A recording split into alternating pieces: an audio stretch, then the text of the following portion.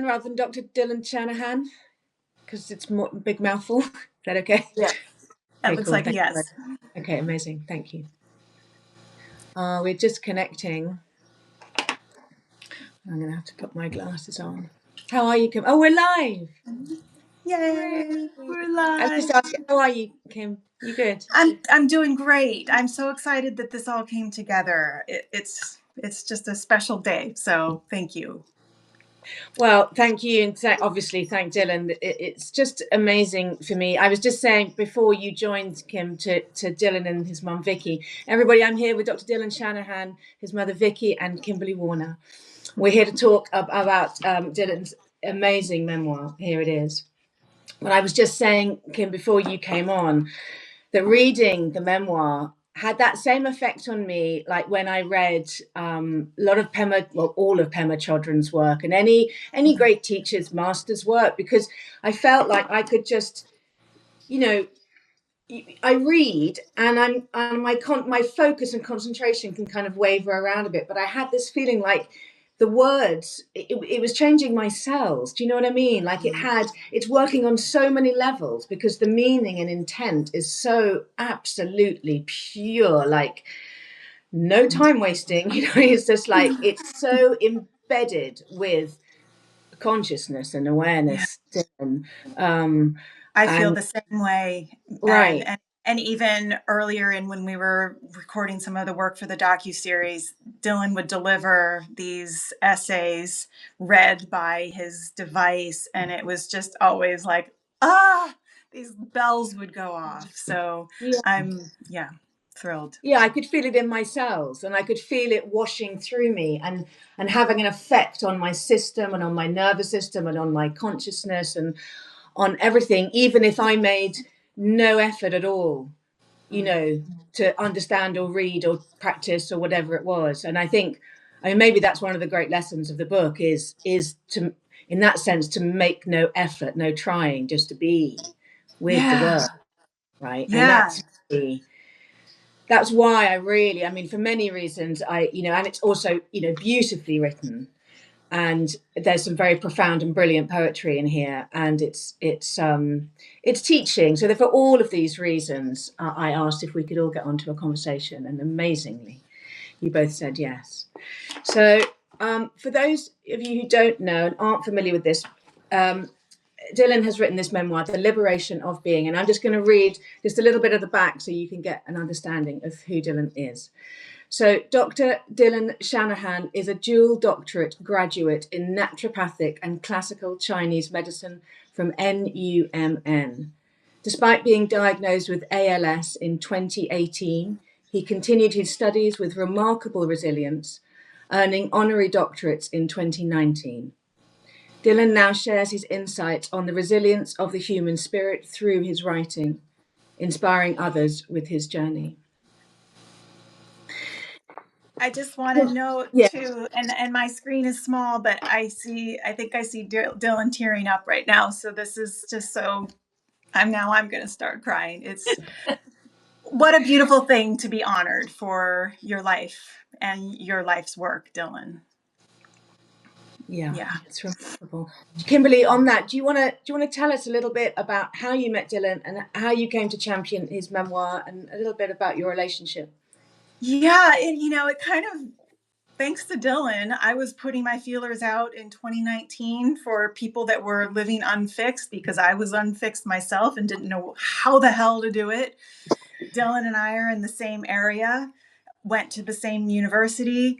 And so my first flyer looking for subjects for my film went to NUMN. And it wasn't Dylan that replied, but it was one of his classmates. And I sat down with her. And after 20 minutes, she said, I don't think you're supposed to work with me. You're supposed to work with Dylan. So I emailed him, and it wasn't even, there was no hesitation. Dylan was typing a lot more at that time. There was a lot more, but not typing with his fingers, but using eye movements.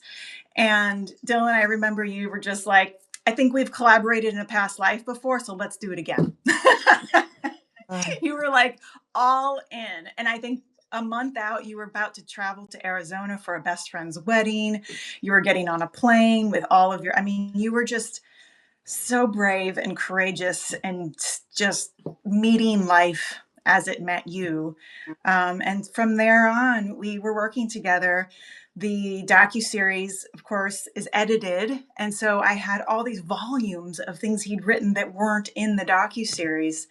And I thought when we were chatting via text one day, why don't we just put this rest of this stuff in a book and include all your other work? And everything with Dylan just unfolds naturally. I think there's a lot of guidance happening in the unseen realms or something, because I think within 2 weeks we'd raised $25,000 on GoFundMe. I mean, it was like, I guess we're doing this. So it's been a ride, and just been so deeply honored to be touched by Dylan's life. Yeah. Yeah. I mean, there's so much I want to say about it. I think one of the things that just strikes me again and again is my own base feelings of fear, and the thought of what, Dylan, what you're living through, and then to meet your words and your approach to it is just so like, because I know these things, all the things that you talk about. I know these things intellectually. I understand them, and I can talk about them, and I can see that they're absolutely right. But to live it, it's like, and I know I still don't live the thing that absolute being, and that absolute surrender that for all of us would benefit all of us. And there's a wonderful bit, I've just read it somewhere about I think, well, actually I'll read it at the end, but about attachment being the cause of suffering. And there's no question about it. I understand that intellectually and experientially 100%. And yet, Eleanor, sorry to interrupt, but I want to mention too that while ALS, I think, heightened that journey for Dylan, and that's all I know of you, Dylan. But I had the privilege of interviewing 20 of his closest inner circle friends and family members. He's been like this from day one. Right. And that was really cool to learn as I interviewed these people, because here I was like, oh, ALS has been this great teacher. And yes, it has. But I think Dylan's been on this trajectory for a long time. And it was almost as if some part of his soul was like, yeah, now let me just like whittle everything down and really get to the core of my life's purpose. Yeah, and that became so clear to me, Dylan, reading the memoir, was that like, this is an absolute opportunity to become an enlightened being, full stop, end of. This is what's happening. And to hear that you say that, Kimberly, that was your experience of talking to friends of Dylan's before the ALS came. In that sense, it landed on the right shoulders. Can I say that? That's kind of like, like, wow, we're ready. Yeah. Shall we listen to Dylan read?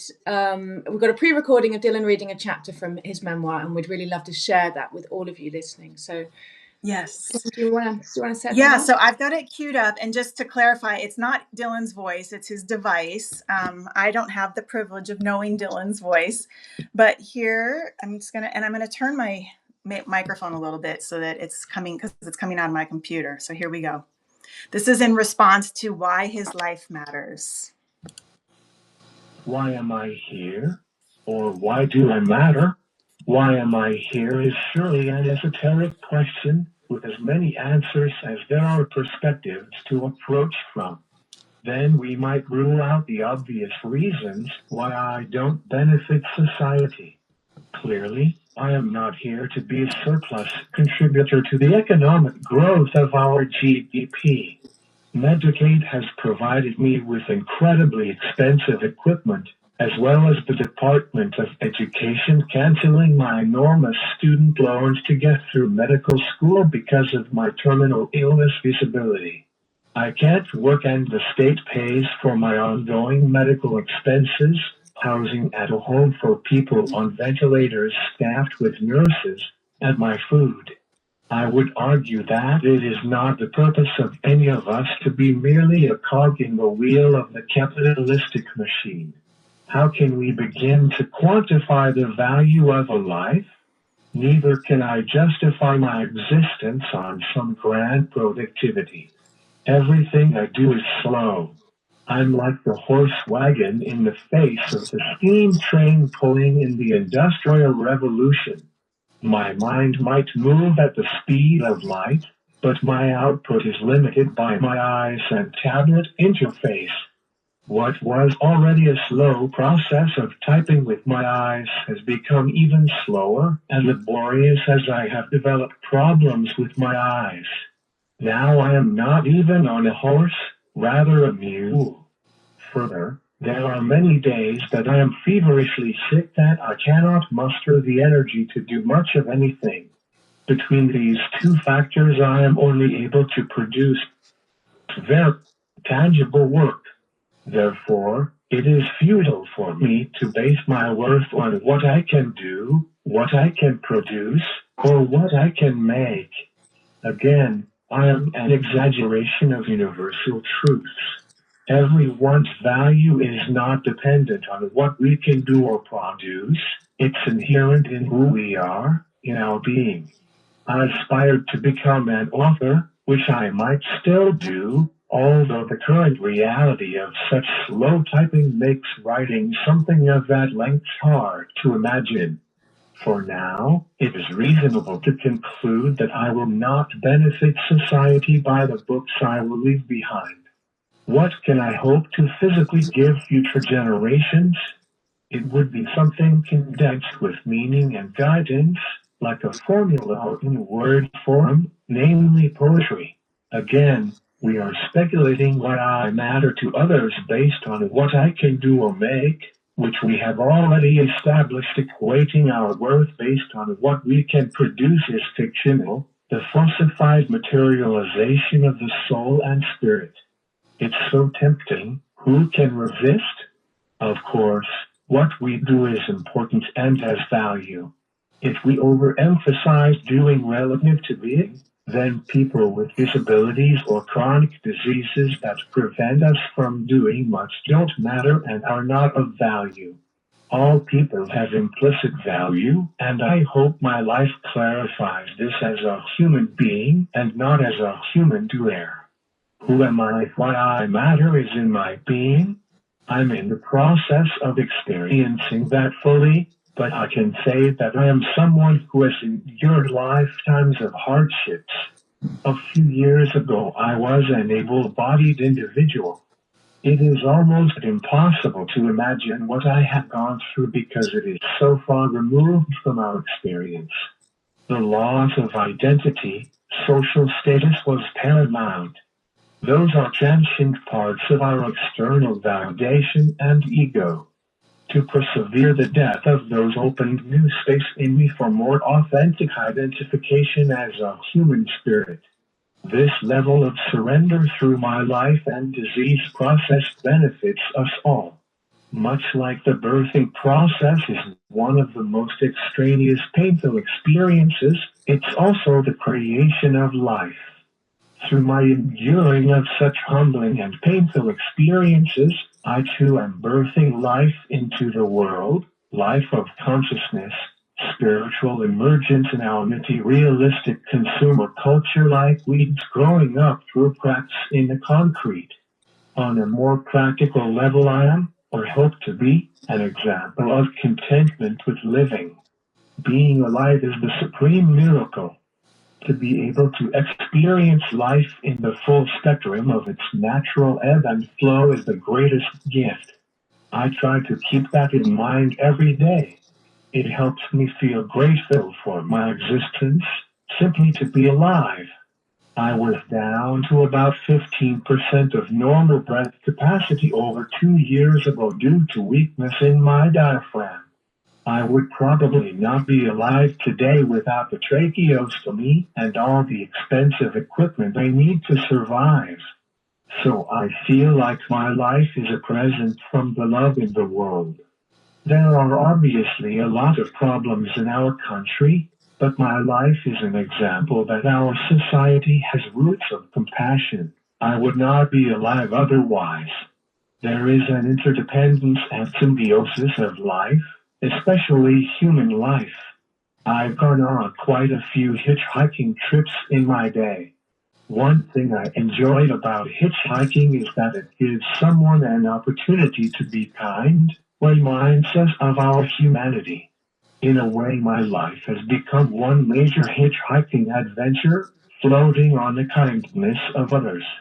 It is not the adventure I dreamed about years ago, but it is the one I am in. I've come to accept it and surrender to what is. I'm at peace with what is, and I am not trying to fight against it, or let my mind desire and reach for changes to my circumstances. I'm not a victim of my circumstances. There is a path for all of us. Our choice is how we walk it. I'm passionate about the growth possible, not in spite of my situation, but because of it. I matter to the world because if I can be content with my life, be at peace with what is, I am helping to change the tide of the black hole in the heart of our discontent society, sucking the light from life. Life is resilient. We who live with uncurable challenging diseases tap into that resiliency, breathing it into the world. With great hardship comes an equivalent potential for spiritual growth. How would the world be affected by people being more content with their lives? What if we could appreciate the simple things in life? A sunset, the beauty of the changing seasons, a warm cup of tea with a friend, a meal with family, or a gentle breeze. That is what I offer the world, an appreciation with living and returning to the color of our purpose, spiritual growth.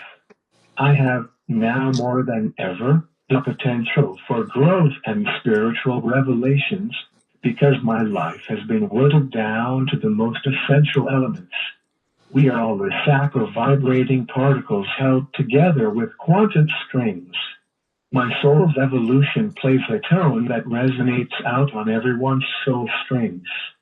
Call it the collective consciousness or whatever, the purification and presence I bring to the spirit of my situation and circumstances influences humanity, rippling throughout eternity.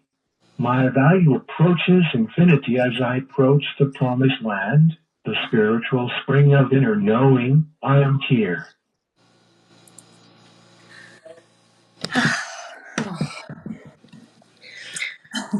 I mean, Yeah, what do you say? we just take a moment.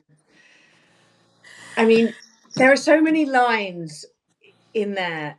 Not only are they profound in their meaning, but they are so beautifully delivered. Like the profoundness is so beautifully delivered. Can I just pick out a few? I need to do this.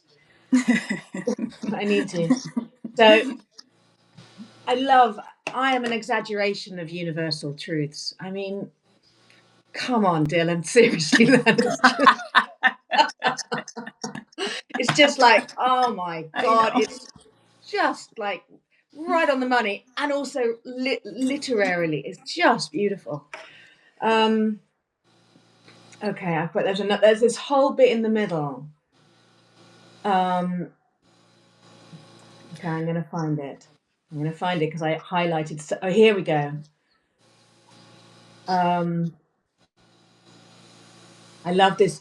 We are all a sack of vibrating particles held together with quantum strings. Mm-hmm. Yeah. And the floating on the kindness of others, that his life has become one hitchhiking adventure. I mean, what a way to view dependency. It's a metaphor that will never leave me. And I know you have actually a question about it too, Eleanor. Yeah, which we'll get to, but it really struck me. It really struck me when I read that for the first time, and then I read it again recently. And because I view the world as good. Was I reading somewhere? Was it in the memoir? Because I've been doing obviously lots of reading today. Was it Einstein? Somebody says, you decide, is the world a friendly place or not a friendly place? Right. Yep. And I instinctively, it's a friendly place. People are good. That's how I feel. And as a result, it's been my experience. Not always, you know what I mean? Obviously, this bad shit happens, but it's and so that line about the hitchhiking and about the going into hospital and you know, if you Dylan felt that it wasn't a friendly place, what an absolutely paralyzingly with fear experience that would have been, and this would have been. But actually, to know that it is, and that human kindness is displayed again and again and again, it's just a remarkable act of trust too, to be able to, you know, again, like you said, Eleanor, at the beginning, these are sort of things we think about and we believe them, but then to know that your life in that very moment depends on believing in kindness. That, like, this is life or death now, not just that's a really sweet thought. I'll carry that with me. I'll have it on a little card. Yeah. Right. Yeah. And actually, I was thinking exactly that as we were listening. And it's an obvious thought. I don't know why it hadn't occurred to me before, but one of the reasons why, again, Dylan's teachings, and they are teachings, Dylan's teachings, for me, Dylan, they're so profound, is because, you know, and it's not to just, but, you know, you're not just a holy man sitting in a cave, right? Just telling us all we need to be more patient. Mm-hmm. You're actually showing. Yes. And yes. And, you know, I'll even say emanating, because when I visit Dylan and there's Vikki in the background, Vikki shares the same energy every time I talk with you on the phone, Vikki. It's just so much love. But there are 4, I think, residents at Dylan's space, and you walk into Dylan's room and there are plants that are just bananas. They are so alive and vibrant and light everywhere, and the energy feels like I never want to leave there. It feels like a spa. And no judgment on the other spaces, but there's just not that same, it feels more like a place to die. And Dylan's room feels like a place to live, and it has not changed. I mean, it's been a while since I've been with you, Dylan, but not that long, and it just keeps getting brighter. And I think that, because that's another truth that is just borne out again and again in the memoir about where choice does lie. And I think there's a line Dylan says, pain is pain, but suffering is choice. And that, as you describe Dylan's room, Dylan, as Kimberly describes your room, I can feel it. I can feel it. Yeah. Yeah. There's another bit before we leave the reading. There's another bit, and I'm just trying to find it, but it's this great line about the discontent that we're living in. I can paraphrase it, because I've read it so many times, around being an example of contentedness with life, and what could be more beautiful than offering that to the heart of discontent in our society. Oh, here, yeah, exactly. Here it is. Now you can say it better. Well, it's just this. It's the way that you phrase it, Dylan. I'm helping to change the tide of the black hole in the heart of our discontent society. Yes. I mean, if anyone questions their value by what they produce and what they, you know, are doing in the productivity model of the world, listen to that quote and know that you can make that choice in your heart and make profound changes in the heart of the cosmos, I believe.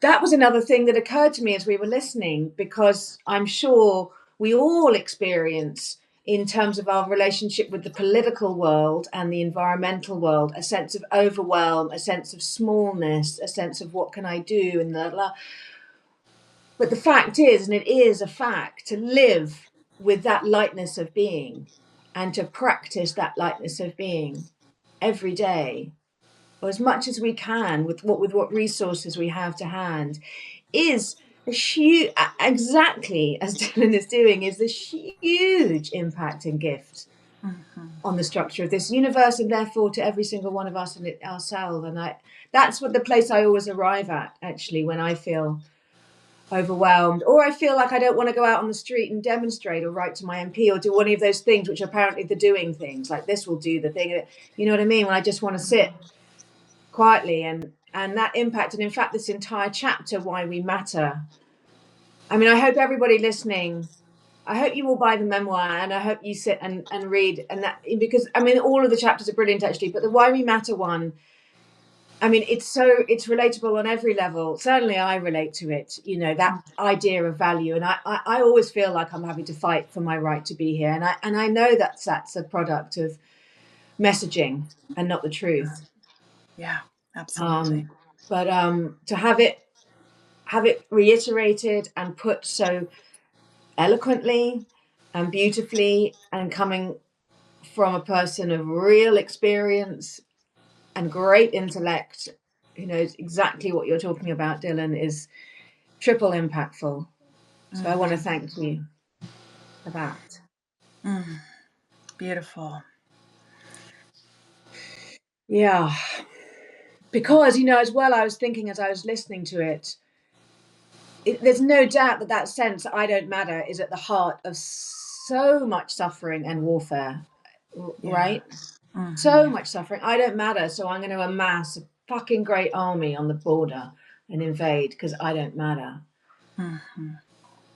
Yeah, we've got it all wrong in our society. The mattering is so superficial and unachievable for 99% of us in what we measure this worth with. We need more teachers like you, Dylan, to demonstrate that inherent goodness and how that leaves a lasting impact on the fabric of the universe. Absolutely. And more elevation of the voices who are living it, like as Dylan is living it, so that modeling and blueprint and guidance is there. And the loudest voices are not what they are right now. And I won't bring their names into this conversation, but you know, because that's the modeling right now, and we need the modeling that Dylan is leading in. You might enjoy, Eleanor, I have 20 in that response to that question, why we matter.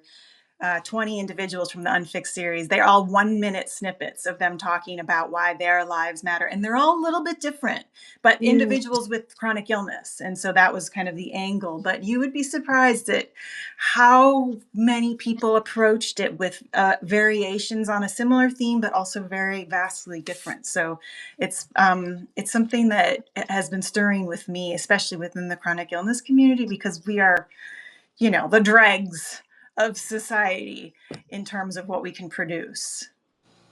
And so how would you, if the question was put to you, Kimberly, how would you answer it? For me, it's similar to Dylan. I love my quiet life. I love connecting with human beings, but the vibration that's cultivated just through a sense of peace within the storm, which has been my lesson within my own body. I live with a constant sensation of turmoil in my physical experience. And so to constantly allow that and find the calm within it is my daily practice. And to just go, this is, and this too, and this too. And to know that the experience of peace and stillness are being, are expanding into the chaos and the storminess. That feels like something that is valuable in this world, to know cellularly. Yeah. To know that they can exist at the same time. Yeah. Yeah. There's lots of questions which we've got for Dylan, which I'd kind of love you to answer as well, Kimberly. So if there are some that you'd like to answer at the same time, or, you know, you're going to read Dylan's answers. So we've sent everyone who's listening, we've sent Dylan questions in advance, and he's very kindly really expanded and developed them. And then I'm going to ask them, and then Kim is going to read them, the answers on Dylan's behalf. And I'm going to make sure too, Vikki, because my eyesight is so bad, even with these glasses on, I'm going to try so hard to see Dylan's eyes and make sure I'm getting the right yes or no here. But if I do say something incorrectly, Vikki, can you help me? Okay. Okay. So, Dylan, my first question to you was, have you developed other abilities as your physical faculties have reduced? That looks like a yes. And I'll pull something, a lot of this is pulled directly from his book. He goes on to say, as my body has weakened, other senses have sharpened. The capacity to hold what can only be called a non-dual perception, life and death together, seen as two poles of one reality, has deepened. It's a fierce tenderness, a presence beyond physical movement. I live on the razor's edge between life and death, holding both as two poles of one reality. I mean, that's just beyond fascinating, isn't it? I mean, to me, it's like just to hold those as one, that's just like, when I try and extend myself into imagining what Dylan has just described, it's like taking acid. Yeah, totally. It's wild. And it kind of yeah, I mean, your question was, are there other abilities or what senses have sharpened? But I don't even know, do we have a name for that sense? I don't know, but it is, as you describe it, and as I hear your answer, Dylan, it sounds like a heightened sense of perception that is literally allowed to do something which, for those of us who are still, much more governed by a kind of material duality of our physical self and all the stuff that you describe having to let go of, those first few layers that you simply have to let go of, which get in the way of our perception of what you're perceiving. And certainly when and there is a psychedelics question, and we'll get to that, but certainly for all of us here probably have done this, when you do take psychedelics, you leave all this behind. This is like, yeah, the curtains lifted, and suddenly, boy, do they ever.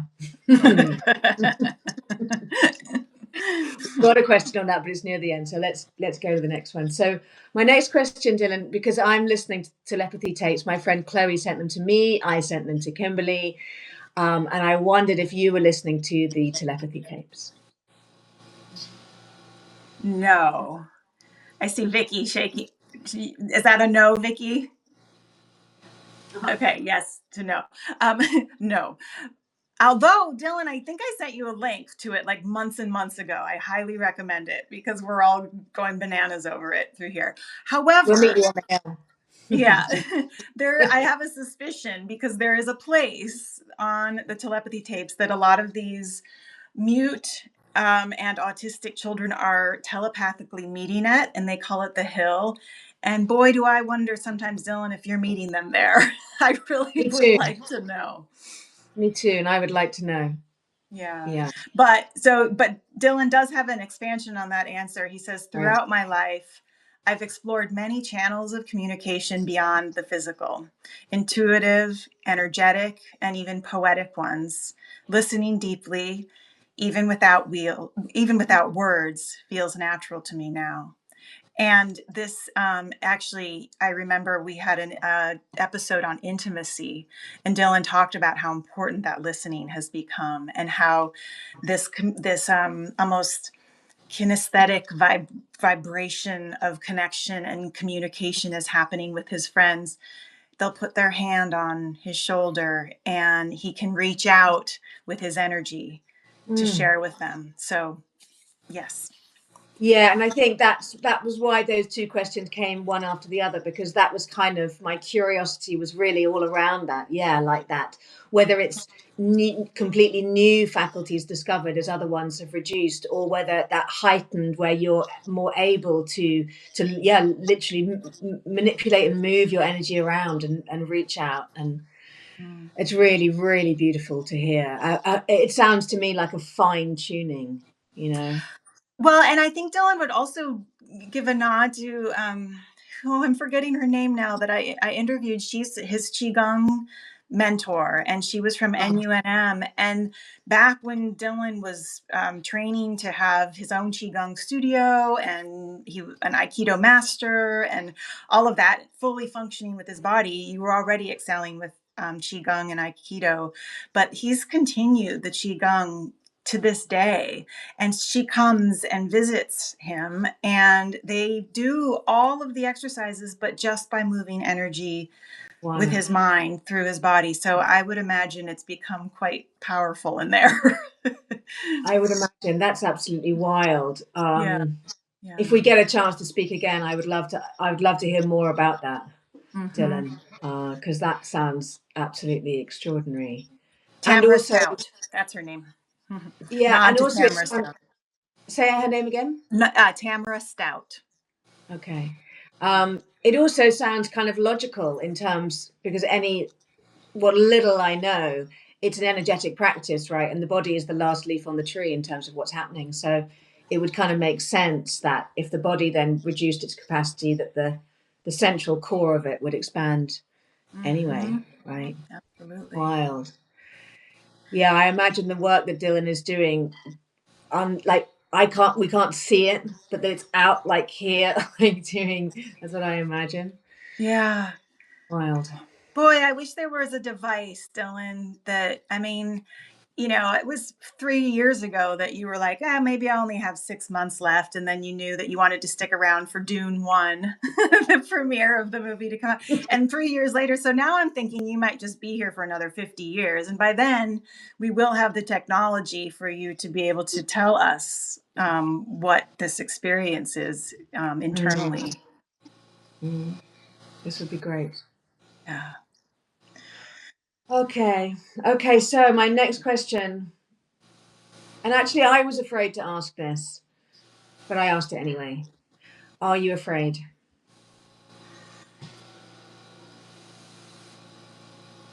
I see yes. Vikki, am I right about that?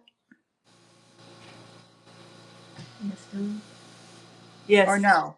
Is it? Dylan, are you afraid? Looks like no to me. Okay.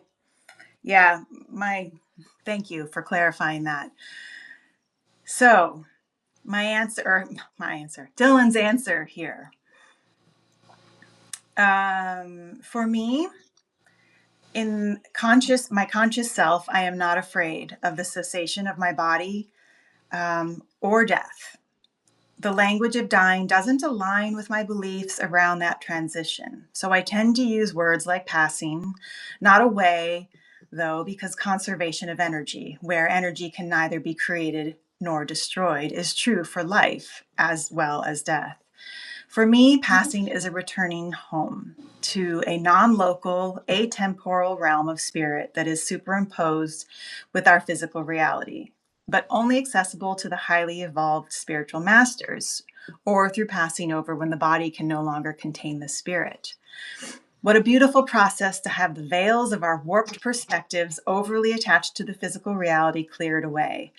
Like returning from a dreary land with constant cloud cover, and behold, we are reacquainted with the warmth and brightness of the sun. So I am definitely not concerned with a prognosis suggesting that I will pass sooner than later. Although what my prognosis says about how I will cease my physiology brings up some red flags. Eventually, the muscles of breathing will become insufficient. I will likely suffocate or get pneumonia and not be able to clear the fluid in my lungs and suffocate. One way or another, it is likely to be through suffocation that I will have to transition from this body. Recently, my saliva keeps going down the wrong pipe, saliva aspiration, because my swallowing is ineffective due to muscle weakness in my throat. Normal people just cough it up, no problem, but because I have such limited breath capacity, it is problematic for me.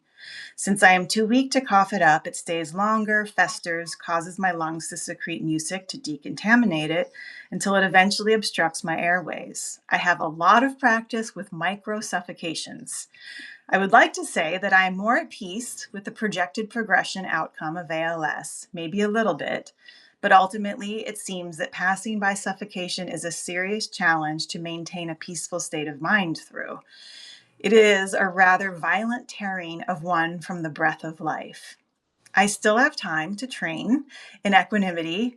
Through my practice, I aspire to grow into my spirit, such that even those strong cries of my body and survival instincts will be just leaves dropping on the ocean of my eternal self. So full of love, there will be no room to fear. It has always been my life goal to reach that state, but now it is just a higher priority.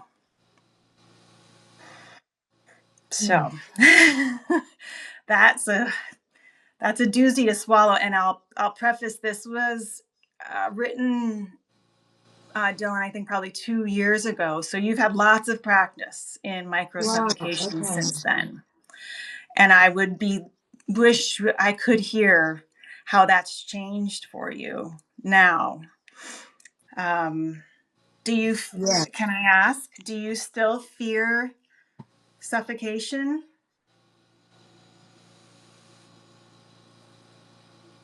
Yeah. No. Is it yes? Yes. So No. that now I'm seeing no.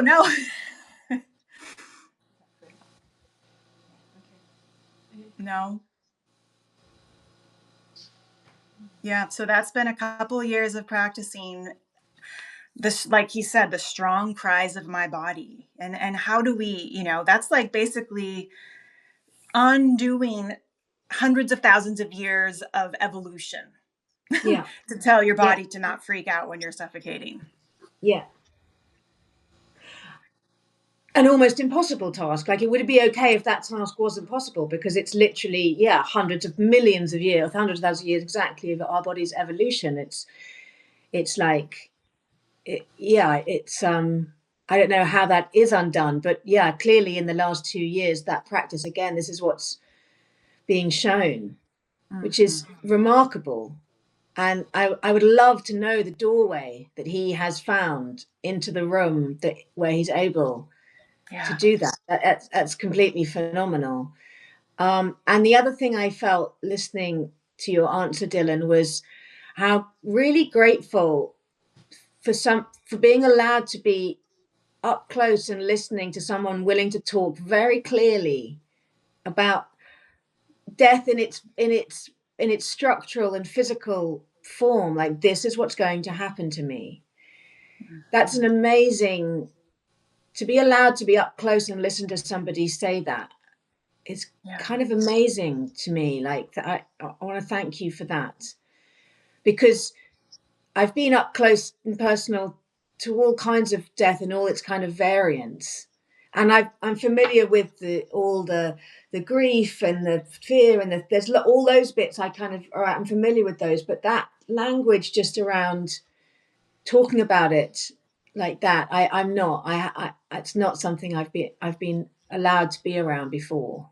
Well, and I don't think a lot of people want to go there, even if they know how their final moments might look. I don't think they want. I think Dylan is unusual in that he constantly turns toward any sort of friction that his life circumstances are offering him, so that he can ultimately, like he says, meet it with so much love that it just leaves dropping on an ocean. Yeah, and which I fully believe is possible, not only because it's Dylan, but because also if one can conceive of it, it's possible, right? And here he is actually doing it. I would say, I'm not claiming to be anywhere near Dylan, but I would agree with him that love, when you asked what is that portal, my experience, the only way I've been able to find peace within this constant sensation of movement is also to turn towards it with love. It is the only way. And even it's sneaky, because even if I turn towards it with love, conditional that it goes away, I'll love you because I'm trying to make this all better for me, that doesn't even work. It has to be completely unconditional. Give it all to me right now, and I'm okay with it. And then there's some sort of stillness that rises up in that. And is that for you, Kimberly? Have you achieved that? And and do you sustain, and so, okay, the next question, do you sustain it or does it come and go? Is it a practice? Is it like keeping a ball in there? You've got to keep doing all the time, or do you reach a place where you can plain sail with it? It's been 10 years. So the first, I would say, I mean, it didn't even occur to me until probably like year 5. But the first couple of years, it was more of like a daily practice. I'd wake up and I'd go, oh, fuck, here it is again. Here it is again. Here it is again. And then now it's much more just an automatic, it's almost like a cellular relaxation that allows for both, that knows that both can exist. So yeah, it's not a practice for me as much anymore. I will on the really, really severe days, it still comes up, but mostly not. Okay, so it's the allowing for everything to be in the room at once. That's okay. Yep, absolutely. And it's love which powers that allowance. 100%. And the unconditional love, like that kind of love, nothing Not below the that. love. Okay. Yeah. Yeah. Okay. Yeah. Yeah. Yeah. Okay. Okay. Let's go to the next one. Dylan, have you seen God?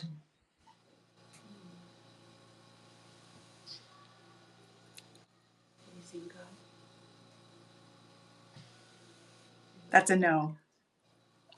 Right? That's a no. However, God is not so much seen as felt. And this is sort of paraphrased from his book and a lot of his poetry. In the hush of the forest, in the sway of the trees, in the breath between things, when I lie beneath the canopy of giants, there is no doubt that God is everywhere. I am not a Christian, but I get a lot of inspiration from the stories of Jesus as the full embodiment of compassion and love. Love for humanity and love for whatever word you use for the source of it all. Call it the creator, the Tao, Great Spirit, God, Allah. I don't think it matters. But the reverence of the sacred and love for this gift of life makes all the difference to me. It has been able to bring light into even a situation as challenging as mine. The sun is always shining above the clouds. So in, a much more embodied experience, I would interpret that as not seeing God, but knowing God. Yeah. Mm-hmm.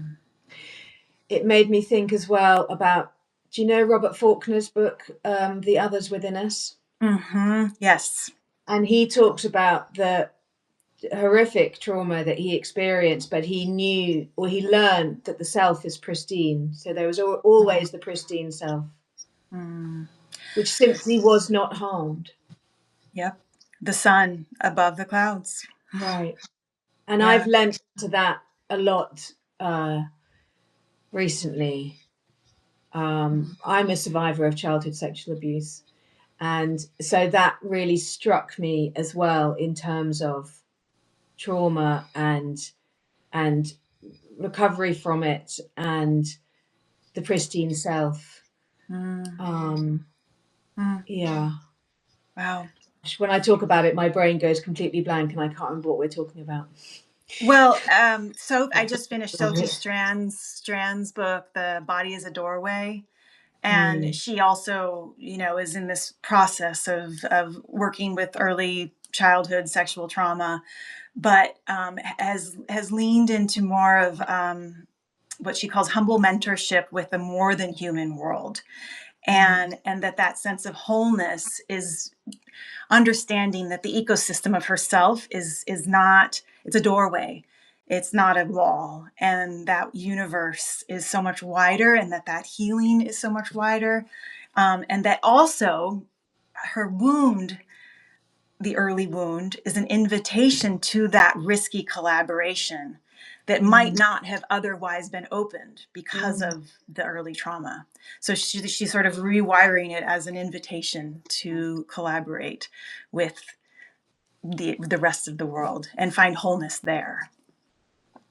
Yeah, and that's, I mean, I'm lucky in the sense that when I began work on it, I found some amazing, like incredible support and guidance and brilliant professionals who I've worked with for the past kind of 5 years. And that's been one of the things around, I read something, and again, I think it's in the memoir, Dylan, about the crack where the trauma, or the crack that the trauma creates, and then not confusing that with the spiritual lessons that rush in through that. Yes. And it's like, oh, that's a brilliant way to put it, because that allows me to put the two things in the same room. Again, I think we just keep returning to this, and I think this is one of the most fundamentally useful things that I take away from this conversation. Actually, is holding everything in the same room. Yeah. Yep. Okay. Okay. Question 5, Dylan: is death your friend?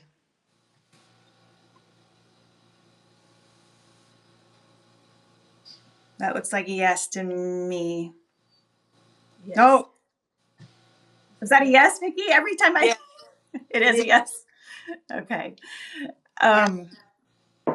Death is no longer an enemy to me. This is from his book. It is a threshold, a return.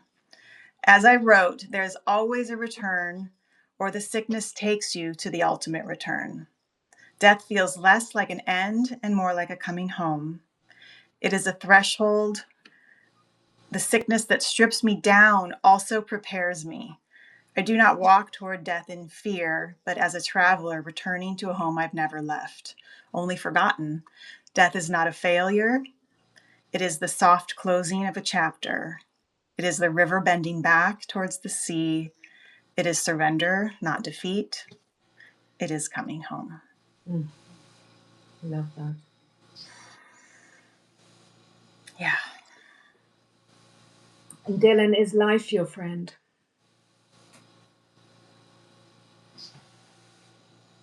Yes. Yes. Yes. Oh, I love it when I see Dylan's tears.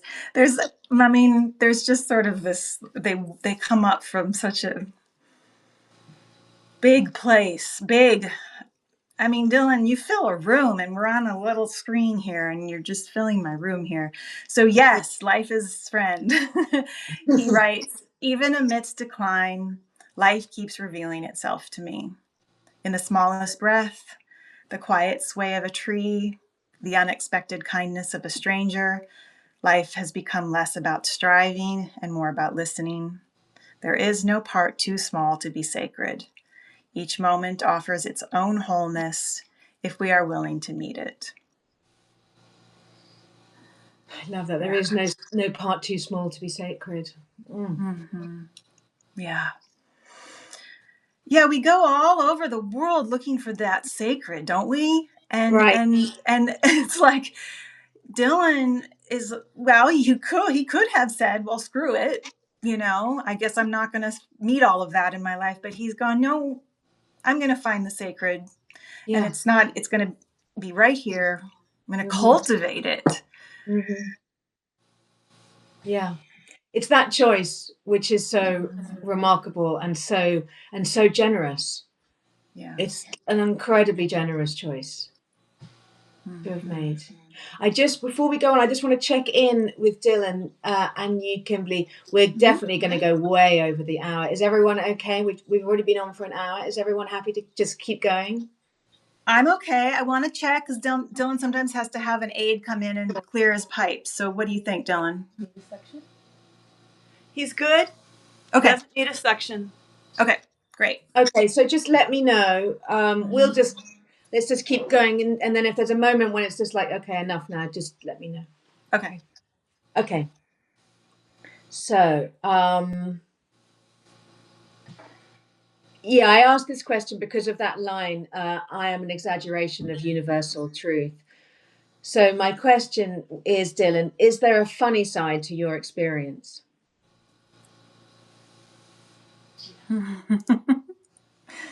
That looks like yes. Okay, yes. Good. Dylan wrote a great essay about food a couple years ago, and it was hilarious to hear him talk about the different stages. He even named them, like there was the bacon phase and then there was the burrito phase, because Right. as different parts of his body were losing their muscle contraction, he had to find ways to get food into his mouth. It's delightful. But so I even suspected then, and even throughout the book, there's a lot of humor in there. Yeah. Dylan has a great perspective on everything. And he says there's an absurdity in the extremity of my situation. The universe seems to have said, let's exaggerate all of existence into one fragile human body. So it's like, really? Ta-da! Bring it on. So yes, he says there is deep humor in how serious we think life is and how beautifully silly it can be. Yeah. Okay. That's really great to hear. Okay. Dylan, you wrote a lot of poetry. It's very beautiful. So, and you touched on, again, actually in that chapter, you read out Why We Matter, or was it somewhere? I've read so much today, I can't remember where it was. But anyway, just that poetry, because it's so stripped down, you can get to the truth real sharp. So I just wanted to ask, is poetry why you choose as a medium? Do you choose poetry as a medium because there's nowhere to hide? Yes. He says yes, and poetry leaves no refuge for the false self. It forces you it forces you into living truthfully. It demands honesty. In poetry, I can't dress up the truth. I must simply stand before it, naked, and let the words rise like breath from the heart. Living a lie is dying each day. Surely all life is dying, but the rate of decay is a choice of way.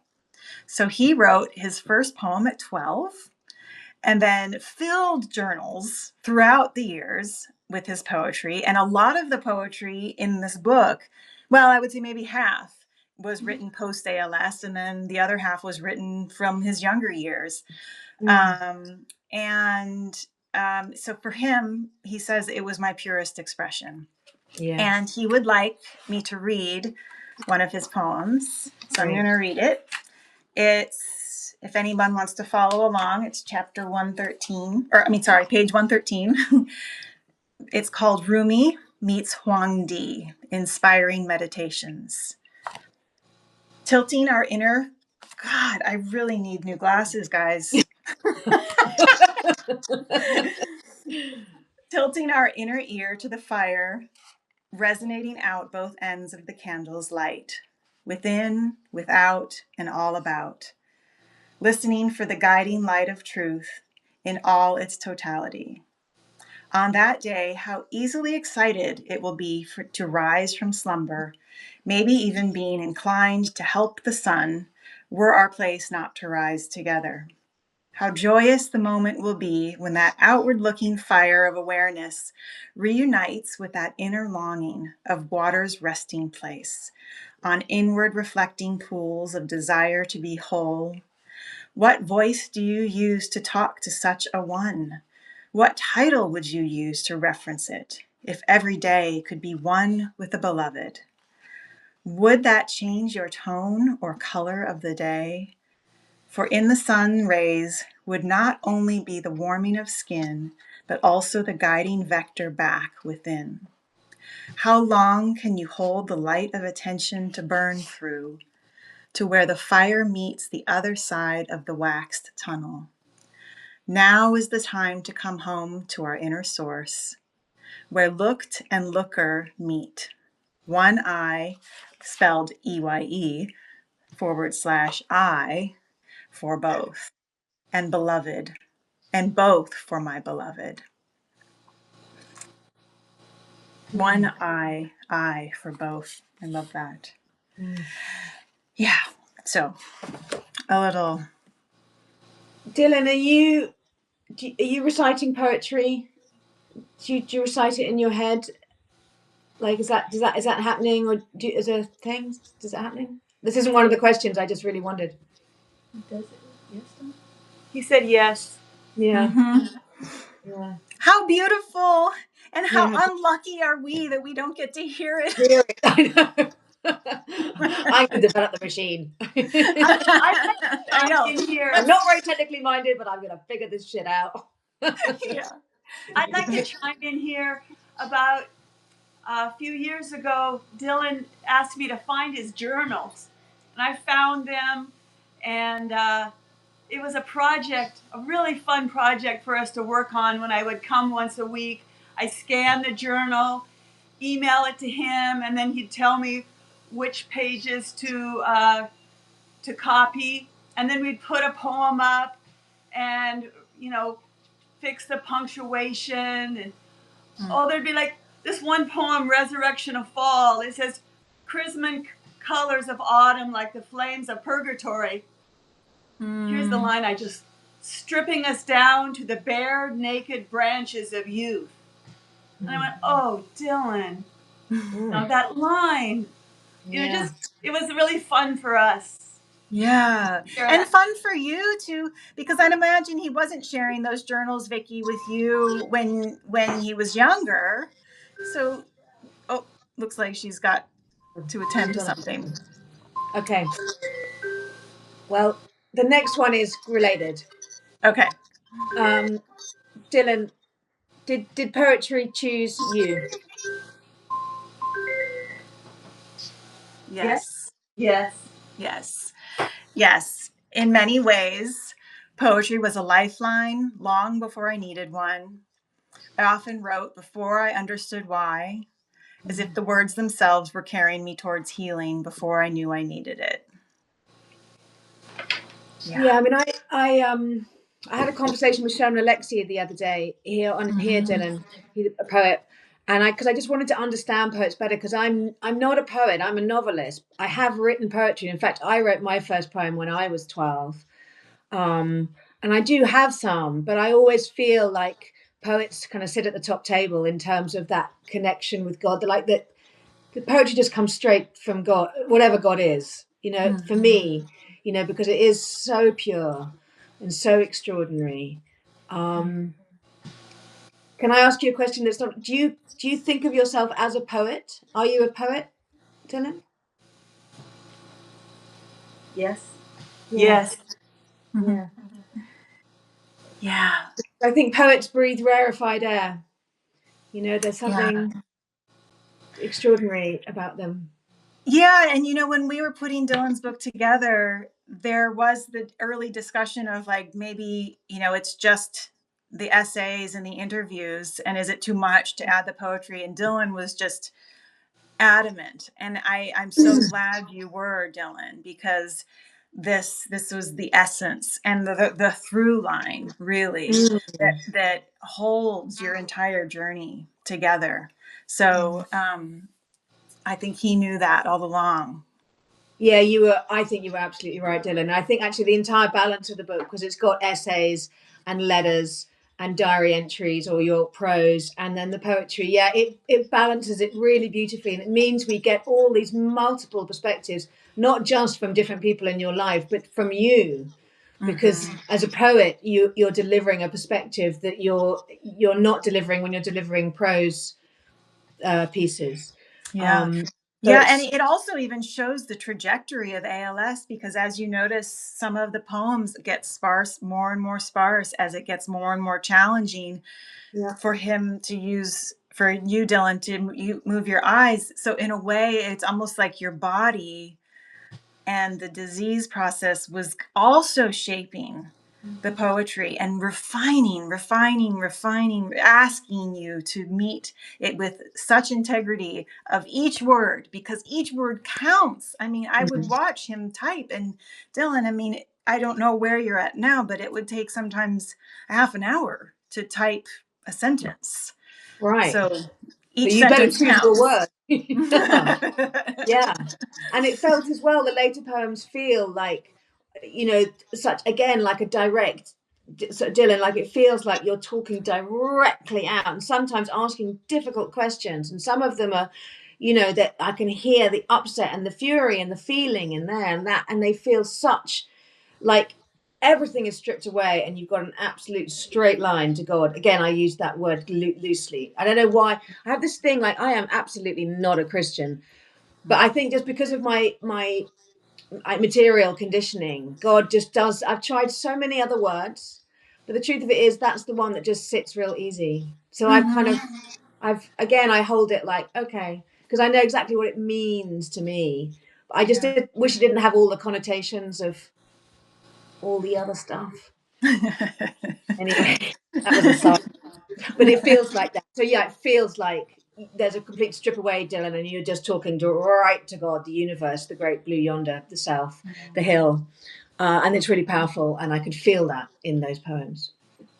I love, Ashley just wrote in, I want to comment on this because I love this too, Ashley. She says, I see him smiling when you read the poetry. And it's true, even though that, you know, Dylan, your facial muscles are largely disappeared. I love that you get this, there's this one little place right here that still gets to smile. And it's so precious. Yeah. I was smiling too. So I think we're on, yes. Okay, this is question 10, Dylan. Do people with disabilities and chronic illnesses contact you for advice? Yes. Yes. Yes. He says we share a common language of resilience and vulnerability. It is not so much about advice as it is about being witnessed, seen not in spite of, but through the experiences that shape us. And this is grabbed from a former essay. He says, I think about the root cause of disease and suffering to be interlinked. As the Buddha taught that the root of suffering is the ignorance of self, we are all unfixed while we still experience the world through the veils of our illusions. Maybe if some in the unfixed community had instead received a diagnosis that can be treated or pharmaceutically controlled, we might have gone back to sleep in the life patterns and the attitudes, the habits, the relationships that were contributing or even causing the symptoms that presented in the first place. To me, we are all unfixed while we still don't have unconditional love for our own unique brilliance. We are unfixed while we can't see the inherent value and feel the familial compassion for everyone we pass on the street. We are unfixed until the beauty of the natural world would hurt to not have it close and enveloping us. We are unfixed while we are unaware of our bodies being ripe with the rivers of stardust and our soul an outpouring from the hand of the divine source. If I embody all of that, then I will be fixed. Until then, I am a work in progress. You know, he wrote that for our very first film interview. We had a whole film crew on him, lights that were disturbing his ability to read the screen, the whole thing. So that was written 7 years ago. Wow. And again, gosh, I wish I would, I mean, because already then there's this awareness of how much love needs to meet the situation. Yeah, and on that, I was really struggling recently, and I went up to, I built a stone circle, Dylan, a long time ago. I ran a commune, and we built a stone circle by hand, and it's up on the hill, and it's huge. And I use it as my place to go when I just need guidance. And I went up there really struggling, and I lay down. I always take off my shoes, and I lay down on the grass. And a voice came absolutely outside of me, clear, said, "You have to love yourself, Eleanor." And I've heard the sentiment, you know, like everybody knows, oh, love yourself, you know, but like, so I've heard it before, but it was really like, and I was like, okay, I'm totally down with that, but how do I I don't know how to do that. And then I thought about, you know, the people I love most of them, my children. I thought about the love I have for them, and then try to kind of be like, imagine if I had that for me. Or once am I right in saying, like, once you get to those levels, there's no me or you, it's pure self, right?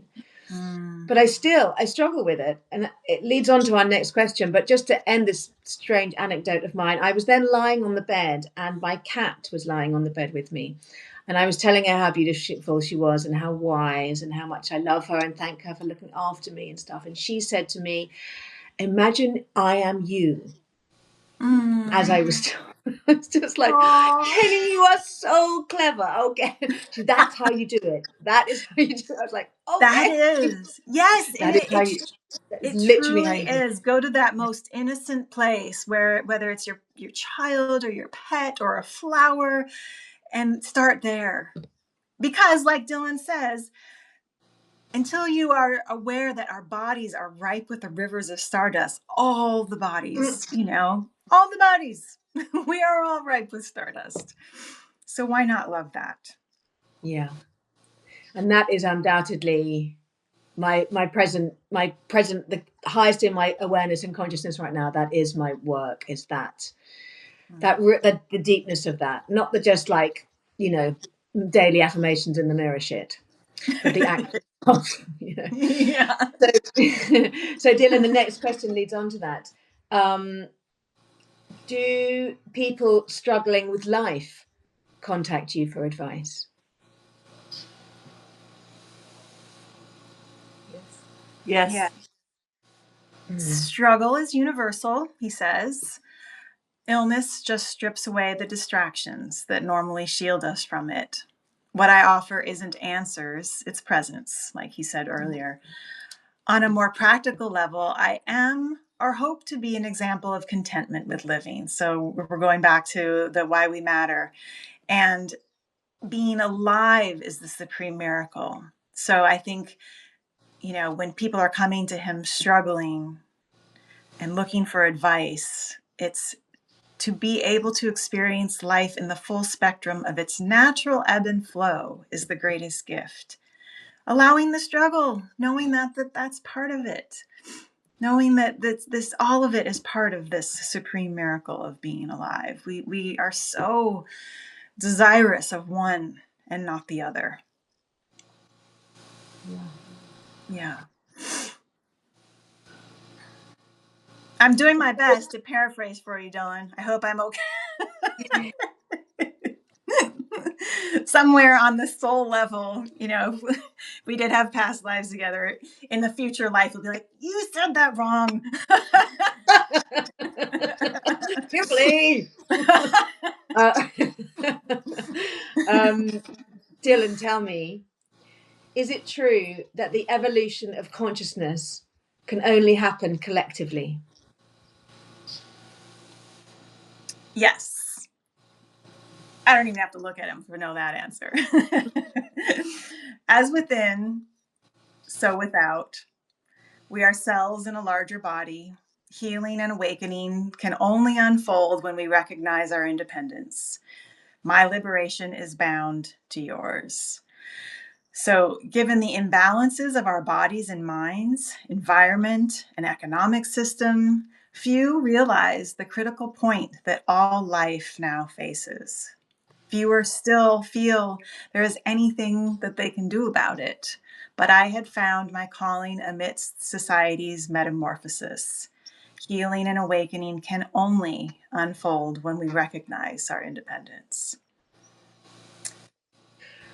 And this is why when I hear that, and it's so affirming to hear that, and just to circle back to what we were talking about earlier about being able to affect and have change in that sense of feeling overwhelmed by political events and environmental and global, but because we do evolve together, no being is left behind. It's impossible for that to happen. This is my understanding, and this is definitely what I practice every day. Every drop, every moment of lightness adds to it and makes it easier to be found and to brings people along. And that's how I just feel like I add to the ocean. I add to the ocean, and every single drop is of equal value. And so we all do something. That sense that I have that deep in my bones, that sense that we evolution of consciousness is collective. It's impossible. The idea that somebody could be enlightened, but the rest of us are just idiots. This is not. Yeah.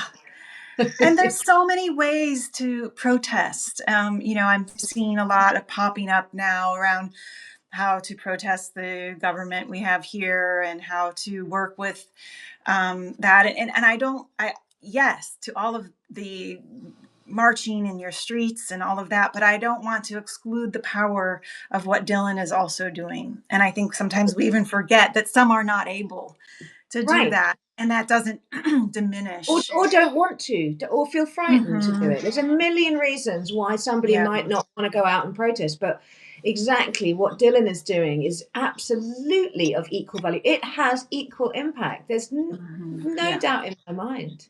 Yeah, Yeah, absolutely. Oh, I had something else to say then, and it's gone completely out of my mind. It'll come back in about 5 minutes. Wow, but it was about that. It'll come back as I read the next question. Okay.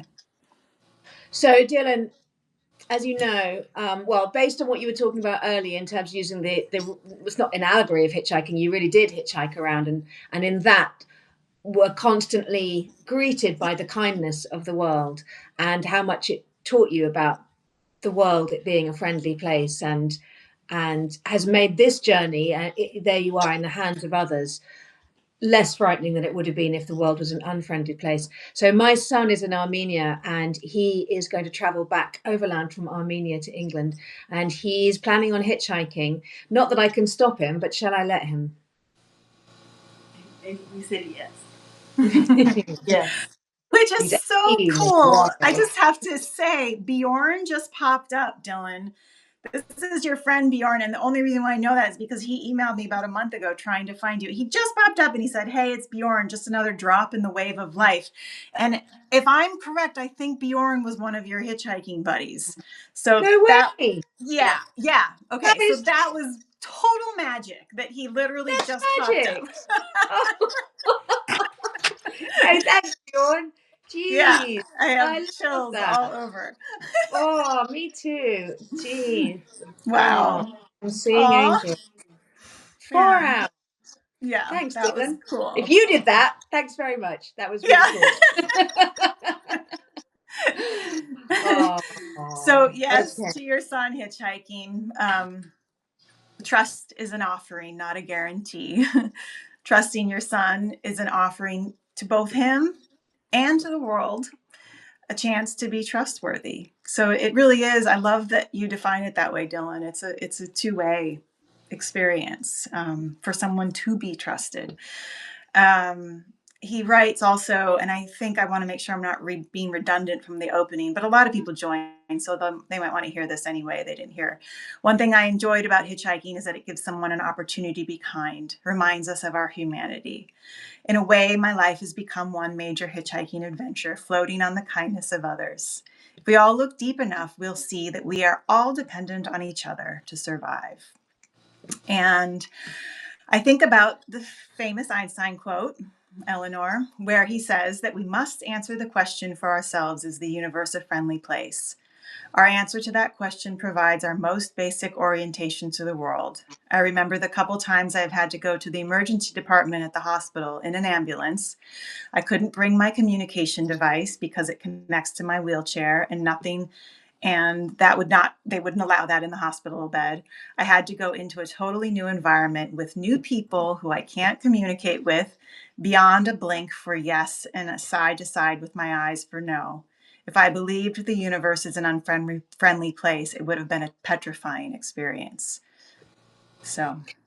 And I remembered what I'd forgotten and wanted to say, which is that living and believing that the universe is a friendly place is an act of protest. Yes. It is an act, that. Mm-hmm. And that's the impact. And it's also an act of great surrender and beauty and love and all the other wonderful things. But if you're listening and you're out there and you feel overwhelmed, but you don't want to be out on the streets, or you're afraid, and that's okay, and all of those things, believing the universe is a friendly place is an act of protest. Yeah, absolutely. I love that. Good. Okay, Dylan. You've been very honest and open in your memoir about your early childhood experiences and the emotional and physical trauma that you experienced. So I wondered if you could tell me, do you recognize ALS as a response to childhood trauma? Yes. Yes. Yeah. So, as many of us have probably experienced, trauma has shaped me. It taught me how to compartmentalize pain. There are theories that elevated stress hormones that may contribute to diseases like ALS. I can't say for certain, but I honor the connection. As someone who has experienced abuse, I have had the tendency to take on the role of victim. That has been a really important role to let go of, especially in relation to the disease process. I am not a victim of my body. I am not a victim of ALS. I am not a victim of my circumstance. That has been really important for me to be vigilant in rooting out identification as victim and replace it with self-love. Loving that I can decide how I am going to frame my experience. Loving my existence in that it provides me with the lessons I need to get from where I'm going. I decide that it all has a purpose, and by that free will, I can choose to love myself, my life, and my body's disease manifestation. Through that, I find liberation. When I couldn't move my body, I connected with the non-physical aspect of myself, my inner source. This allowed me to unload the things that hid in my basement, things that caused me to feel like I was operating at a deficit, as though I needed to make up for some darkness of character. More and more, I began to feel that I could be whole and content with who I am. And that is when I really started to feel a shift. Yeah. That rooting out the identification as victim and replacing it with self-love, that is some deeply powerful work. Deeply powerful work. Mm-hmm. And like you, and going back to Eleanor, how do we love ourselves? I love that he frames it as loving that he has the free will to make these decisions, to frame his disease process in a certain way. Like maybe even start there, to love that you have the ability to frame your circumstances. Well, that's pretty cool. Because it is. It's a pretty amazing thing about humanity is that we do have that choice. Yeah, and I think because there's so many areas where we don't have any choice. So identifying where we genuinely do have choice, and it is basically around framing. Mm-hmm. That's kind of it. It's a huge it, because it's literally the frame with which you perceive your life. But that is also it, as far as I understand. That's the only place I have real choice. Yeah.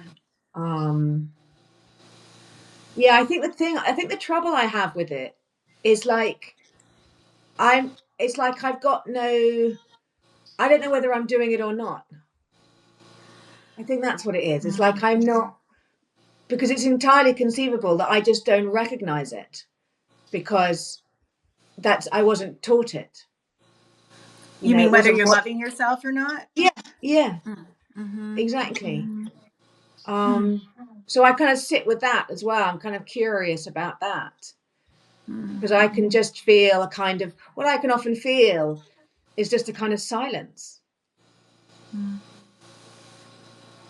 But it's not the same as like when I think of my children, and it's just like, it's beyond the universe.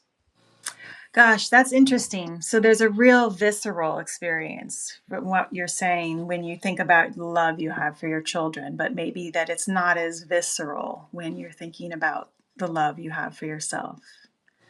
Yeah, and actually reading your introduction to the memoir, I was reading it just before we went live, and you talked about this long-running struggle you had with death and standing at the cliff and all the imaginings you'd have about loved ones. And it was meeting Dylan that just kind of, he took you to the cliff gently and said, no, just come on, just kind of look now. Let's just sort of look. And I really related to that. Like whenever I hear somebody talk, I was listening to Clover Stroud being interviewed by Sam Baker today, and she talks about the death of her sister, Nell Gifford. And I was listening to her talk. I could hear the grief in her voice, but the only way I could relate to it was if I imagined that something had happened to one of my children, and that evoked the feelings. And then I was like, okay, now I can relate. Like they are my tap to all the feelings. But outside of them, I think about my family. I have to admit, I think about my own mother. I think about it's just silence. Mm. And I'll just sit with that and be curious about it. Yeah. And at some point I'll understand it better. Dylan, Yeah. I want to, Vikki, are we good? Or Dylan, are you doing all right? Do you need a clearing or anything? Yeah, okay. He's doing good. Okay. Hey, let's go to chapter 15. I was going to say, let's go to question 15, Dylan. In the early days, did you feel anger and blame? Yes. Yes. Yes. I mean, absolutely. We are human after all. In the beginning, I wanted to put my anger somewhere, anywhere outside of myself. It was the dark night of my soul, and maybe a little bit longer than a night. But over time, anger softened into grief, and then the grief softened into something more spacious, which became acceptance. So, yeah.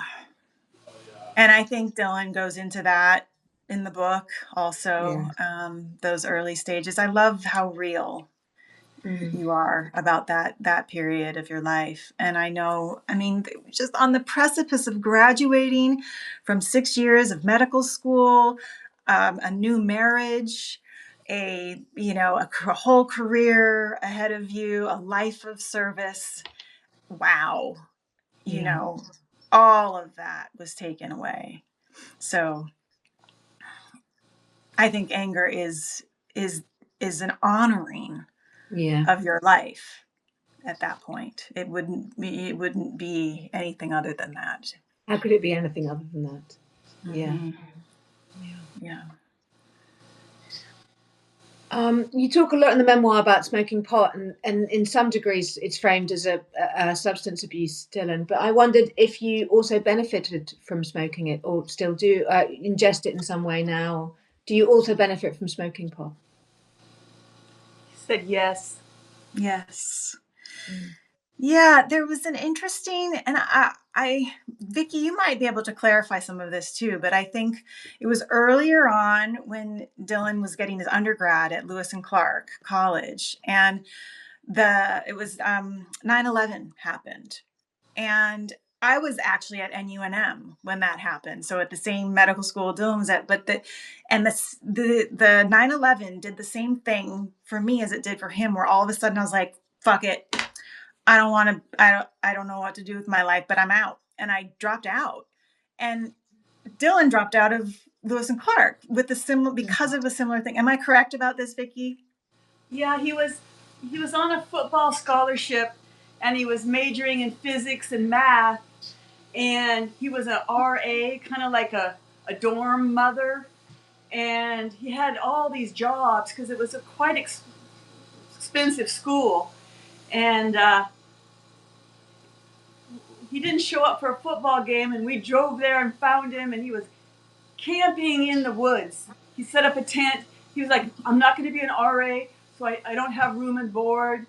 And we just said, just come home. And he's, no, I have to do this. And then he thought about it. And he came home and kind of restructured and got the idea to go to Naturopathic college, and worked for a while at a school where he was working in a greenhouse with kids and digging in the dirt. And So that was interesting. But around that time, he was smoking. The pot was sort of helping with some of the. The joke was, that a lot of richer kids go to Lewis and Clark, and he just said that some of the kids had $600 drug money coming in a month, because your room and board. He goes, Yeah. So, and then I think that Dylan turned towards it and said, I think I need to look at other ways of coping. Eventually. In Olympia, he went to Evergreen, and he got involved there with counseling and that kind of help. Yeah. But it was a crutch for a while. Yeah. I mean, it's a brilliantly useful plant, obviously, but we can everything can get abused, and it can get abused just as much, can't it? So yeah, but it's incredibly useful. It's a great medicine, and I think for at the right moment, we all turn to it. Yeah. And on that front, Dylan, have you experimented with psychedelics one step further? Yes. Yes. And actually, I want to add to that, Dylan, since your diagnosis with ALS, have you experimented with psychedelics? No. Okay. I ask that only because I know that some people have, and not as a healing modality, but as a opening to the next dimension, or opening to the possibility. But you're already doing that probably daily through your meditations and qigong. So he also, continuing on with his yes to experimenting with psychedelics, he said they opened windows in his perception. And they teach me that reality is more flexible, more luminous than I had been taught. And they seeded many of the insights that now ground me. Yeah. And I would imagine, I mean, my experience, I always felt that psychedelics, they like give me a kind of window view of what's possible, and then now go back and get there through practice and breathing. And do you know what I mean? It's like, and that for me, that's the bit, that's like the beauty of psychedelics, is that they kind of inspire the view, and then now go and do the work to get there yourself. Yeah. So I imagine, Dylan, that the work you're doing exactly. Well, as you said earlier, Eleanor, it's almost like the way that Dylan is speaking in some of these essays, it's like he's already on an acid trip. Exactly. As we began, literally, exactly. It's psychedelic land. So maybe I've seen those smoothies that they make for you, Dylan. Maybe there is something in there. We know what's going on.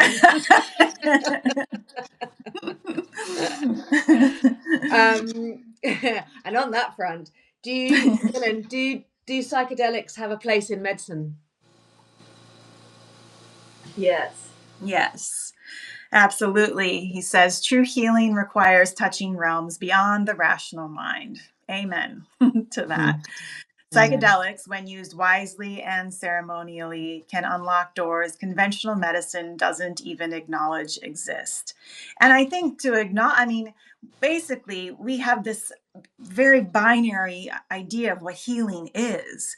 And so while psychedelics may not heal the body, there is so many more dimensions of healing that can happen. And so I think psychedelics can really open up that potential. Yeah, and I think the crucial bit, that medicine doesn't even acknowledge the door is there, let alone that the thing.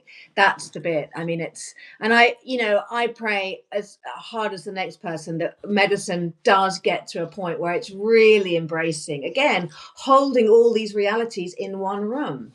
Yeah. Because wow, imagine our understanding of ourselves. Yeah. And I think we're moving in that direction, but boy, oh boy, is it slow. Jeez Louise.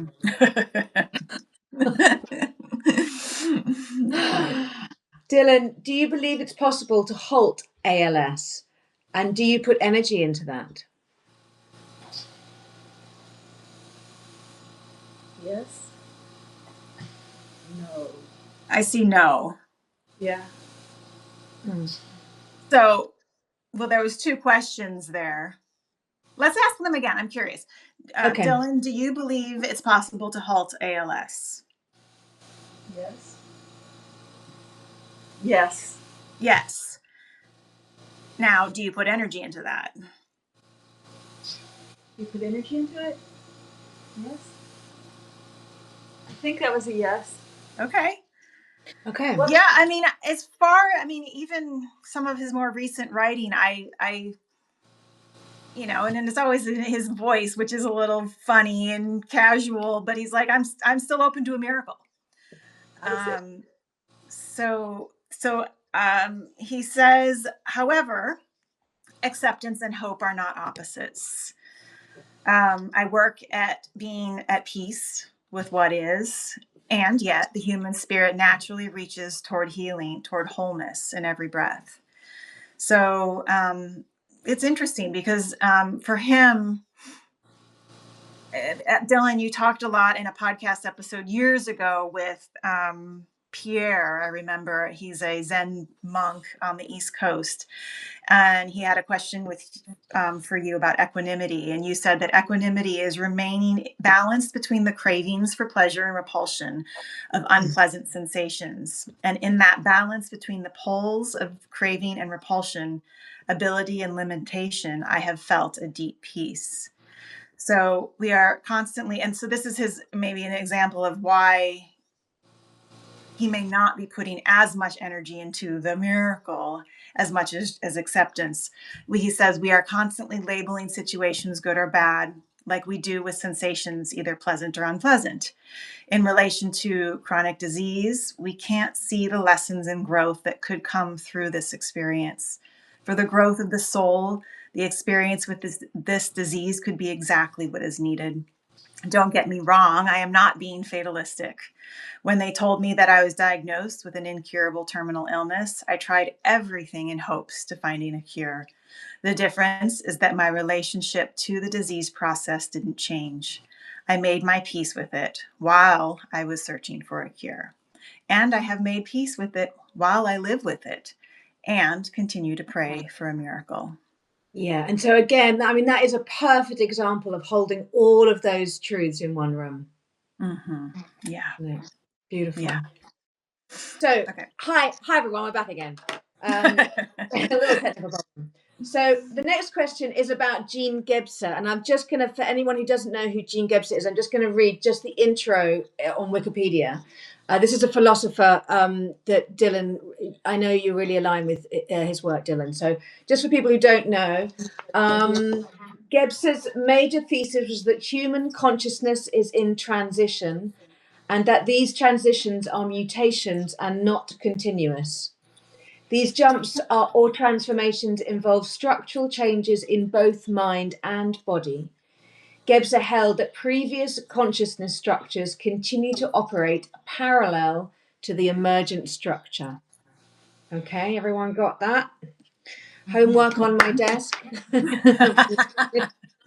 So, question 20, Dylan, for you. When you found Gebser's philosophy, had you already arrived at that thinking? So Dylan says yes. Much of Gebser's philosophy mirrored what I had already intuited. And I do believe that Gebser came into your life, Dylan, after the ALS had started, correct? Yes. So, and his philosophy, Dylan's, is that consciousness unfolds in great leaps, not gentle slopes like Gebser, and that previous ways of knowing don't disappear but live alongside the new. So, that's the most fundamentally profound thing about that, actually, is that continuum, living alongside the new. And it just, because I read more deeply into it, and it kind of was, I'd never come across Gebser, so thank you, Dylan, for introducing him to me. I never heard of him, no, nothing, but found that fascinating. And the sudden leaps, and that these levels can be coexisting, and so that it just explains so much about certain groups' behavior, I think, and certain individuals' behavior. I was just like, oh, okay. And again, I think, because I'm always trying to get away from this idea of, someone is more than the other person, someone's better, someone's that kind of gradation. I'm just trying to constantly get away from that and understand that we are all simply trying to live, evolve, be safe, whatever consciousness cycle we're in right at that moment. And that kind of helped, that gave me kind of a philosophical like a bedding to it somehow. And we're all feeding each other. I mean, I feel being like Dylan, you talk about your vibration, and that vibration that you are elevating in your own life is extending into any life that you touch, whether that's through your book. It's the quantum level, so it doesn't have to be physical contact. And so we are all elevating consciousness together. And I think, and I certainly feel it now, being around someone whose vibration, or I'm going to use the word of a higher vibration, the practice that is happening, that is creating a very pure and a vibration I can feel, I can almost see, that is again such a gift, and it elevates our own. It teaches mine how to do it. And again, it also within the global capacity that we're in, it's an active protest. It's the most beautiful, brilliant, wild, explicit contribution. Yeah. So thank you. And I try and do the same. I try when I sit every morning. I think this is my contribution. The last question is, does Gebser's philosophy sum up your experience? Yes, it resonates deeply. My body is unraveling, mirrored a larger unfolding of consciousness, both collapse and emergence at once. Gebser's vision gave language to what I was already living.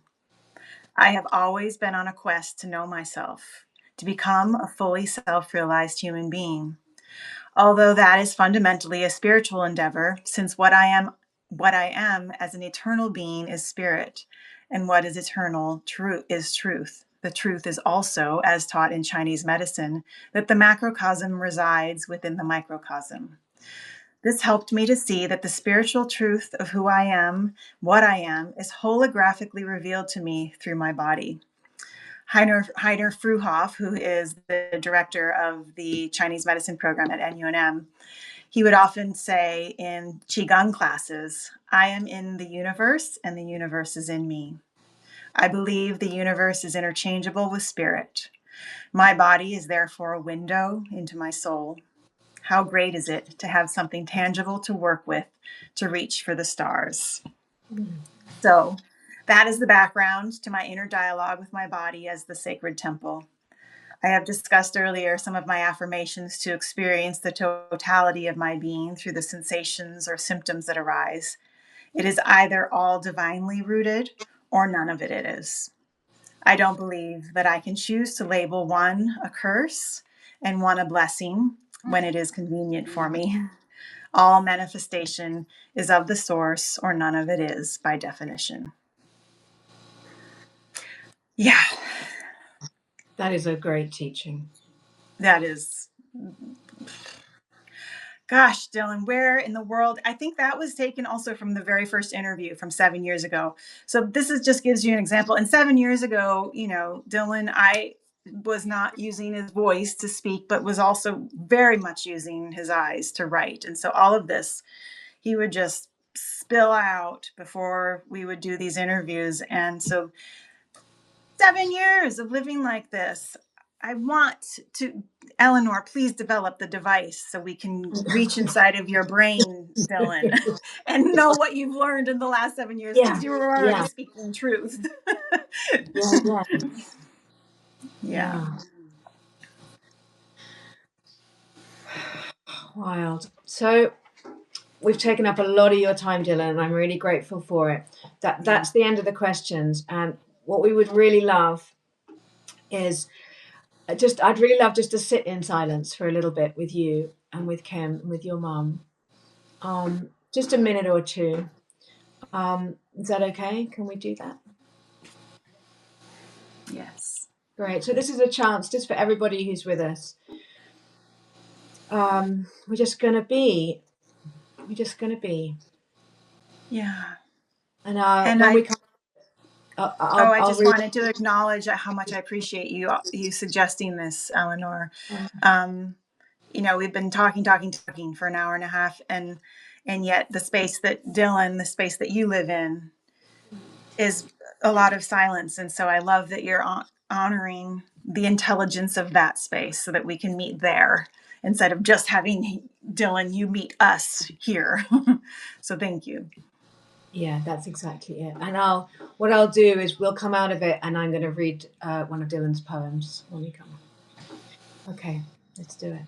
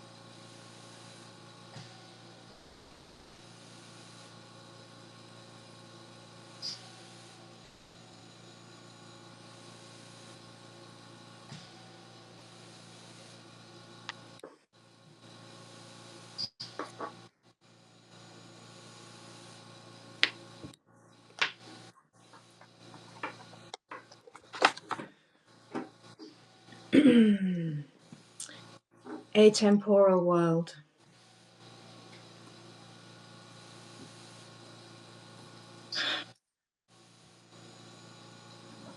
Forgiveness lies in the eyes of the beholder. Disappointment is a direct result of expectations. In action and rest, the divine art of purpose. Habits are the forms that hold us. For when the time comes for surrender, who upon do we lean? Living a lie is dying each day. Sure, all life is dying, but the rate of decay is a choice of way. Remember that there is no adventure without the unknown. My story has no end in the atemporal world.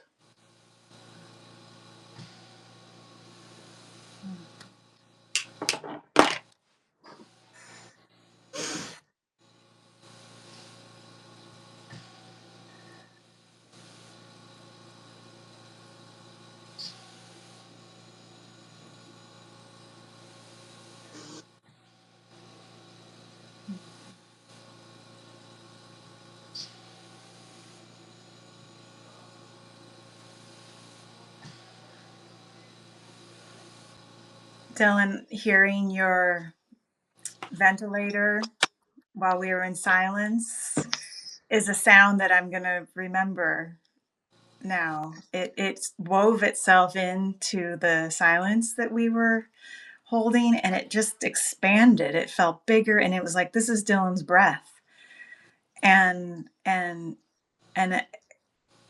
there, I don't want to sound all cheesy or anything, but there was an eternal quality to it. It's like, okay, I know this is a machine, but the presence that you're bringing into this brought that the atemporal world in. So what a gift you are. Yeah, I the love I could feel in the room. Yeah. In the glow, because this is people all over the world holding hands in this space together.